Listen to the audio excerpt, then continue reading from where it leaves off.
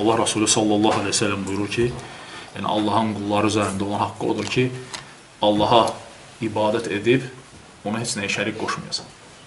Bu ən birinci haqdır ki, Allah subhanahu wa ta'ala bütün qullarından bunu tələb edir. Ki, sən Allaha ibadət edib, ona heç nəyə şərik qoşmayasan. Və bu, bütün peyğəmbərlər ki, gəlib, 124 min peyğəmbər. O 124 min peyğəmbərin hər birinin dəvətinin əsası olur.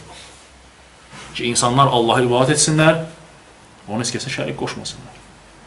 Çünki şirk elə bir zülümdür ki, sənin etdiyin bütün əməlləri puç edir,